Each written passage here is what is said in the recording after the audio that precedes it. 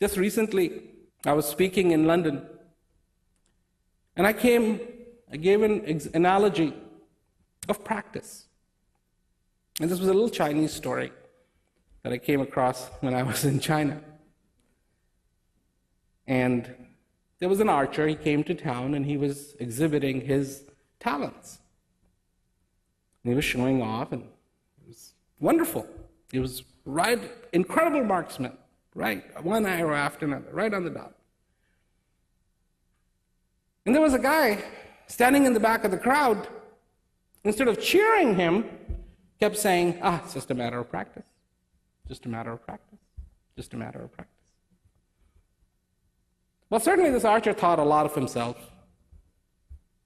and did not like this comment. He was expecting praise, and he did not like the comment. Just a matter of practice. Just a matter of practice. So he got fairly turned off and went over to the guy and said, "What do you mean?" Really upset. "What do you mean it's a matter of practice? Can you do what I can do?" He goes, "Well, no. But let me show you something." And so and because this guy used to sell oil, he took a bottle which had a very narrow opening, long tube, and then a bowl at the bottom. And he was able to take this big container of oil and pour the oil where it went right through that little opening, right through that bottle, and not a drop spilled. And he looked at the archer and says, "Can you do that?" And the archer realized that no, he couldn't do that. He hadn't had any practice doing that. And he goes, "I can't shoot the arrows like you, but you can't pour the oil like me. It's a matter of practice." Now, what's the point of telling that story? The next question is, what do you practice? Because invariably, whatever you practice, you're going to get good at it. And this isn't a question of good or bad.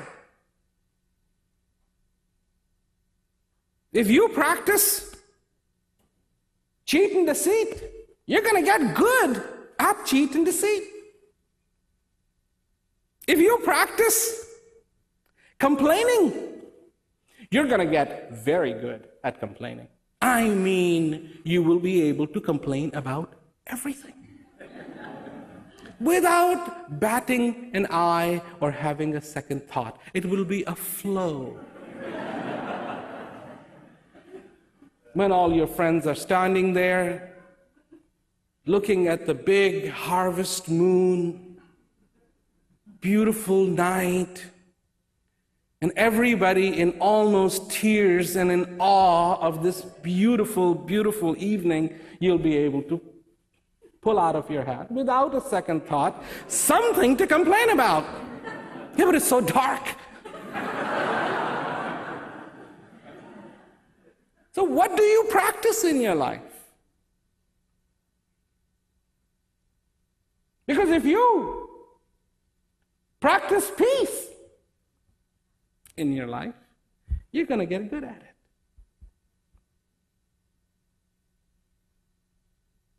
You're going to get very good at it.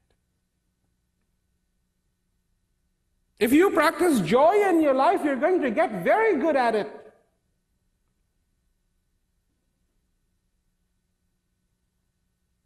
If you practice happiness in your life, you're going to get very, very good at it. If you practice knowing yourself,